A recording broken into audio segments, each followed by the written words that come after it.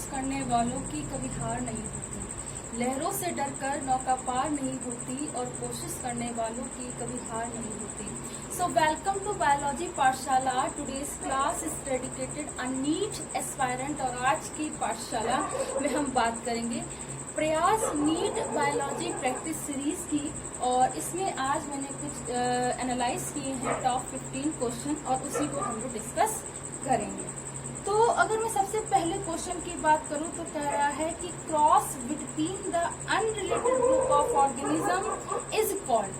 ऐसा क्रॉस जो unrelated group पे हो वो बेसिकली क्या होता है, हाइब्रिड क्रॉस होता है। ये मैंने आपको शायद कल के सीरीज में भी बताया था, तो इसे आप लोग याद रखेंगे। अच्छा, नेक्स्ट क्वेश्चन है, कह रहा है gene for colour blindness is located. Basically, this is a character of X chromosome. This is a character of X chromosome, and this is a X-linked character disease. This is a X-linked character disease. So this is situated on the X chromosome. Okay, this is situated on the X chromosome. ठीक है, यहाँ पे पाए जाते हैं, तो ये याद रखेंगे। Next question है, which of these is a dominant factor? So dominant factor is, we can say that RH factor. Okay.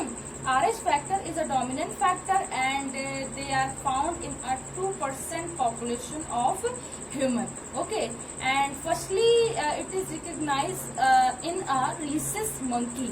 So remember this point. Okay, next question है, that is a point mutation is involved. Very important question. Point mutation or a zero mutation where the change in the single base pair and the function of gene is stop sometime. So this is a point mutation and change the position of single stranded genetic material. Okay, so ये याद रखेंगे। तो basically change in the single base pair.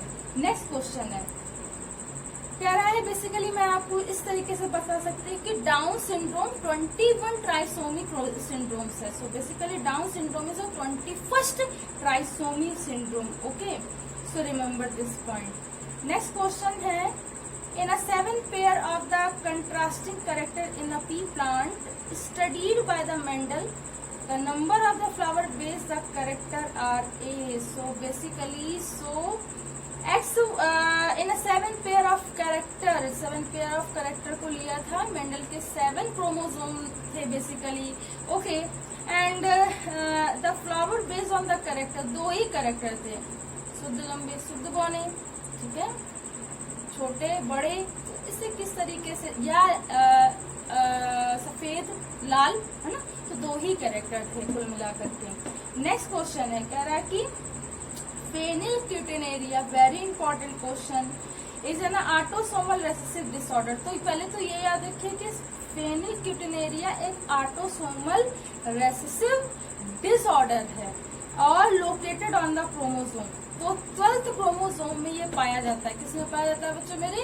12th chromosome में ये पाया जाता है। इस बात को याद रखेंगे, इस बात को क्या रखना है, याद रखना है।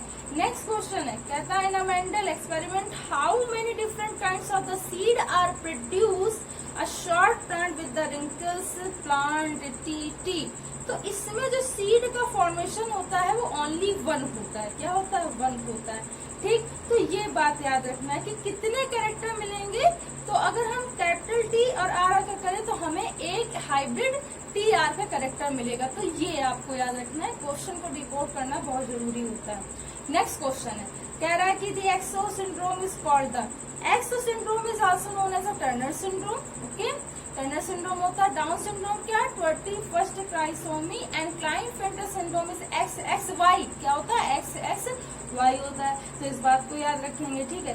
कह रहा है कि the phenotypic ratio in the F2 generation of independent assortment. तो फिनोटिपिक रेशियो जो होता है वो होता है 9:3:3:1।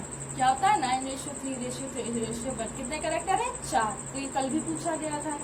इसका जीनोटिपिक रेशियो क्या होता है ये समझिए, 12, 24, 12, 121। तो ये याद रखेंगे, ठीक है, ठीक है। आप लोगों को इसे भी क्वेश्चन को याद रखना है।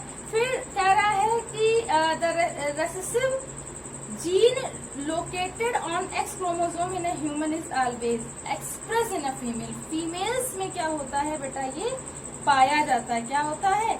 पाया जाता है. नेक्स्ट क्वेश्चन है, कह रहा हीमोफीलिया इज ड्यू टू.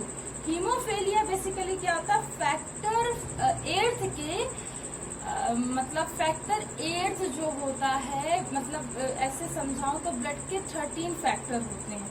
तो ये जो हीमोफीलिया वाला होता है ये 8 फैक्टर होता है. इतनी बात मैंने बता दी है, 8 फैक्टर होता है. तो बहुत सारे फैक्टर होते हैं. ठीक है, ठीक है. तो कभी कभी ऐसा होता है एक लाफिंग फैक्टर भी होता है. ठीक है, अफेक्शन फैक्टर भी होता है. तो ये बात याद रखेंगे. ठीक, sex chromosome of the female and the birds are presented by. तो फीमेल्स में जो बेसिकली बर्ड्स का होता है वो ZW टाइप्स का होता है. कैसा होता है? ZW टाइप का होता है. उसी तरीके से हनी बी में जो होता है वो कैसा होता है? XO टाइप का होता है. क्या होता है? XO टाइप का होता है. तो ये बात आपको याद रखनी है. ठीक है, ये बात क्या रखोगे?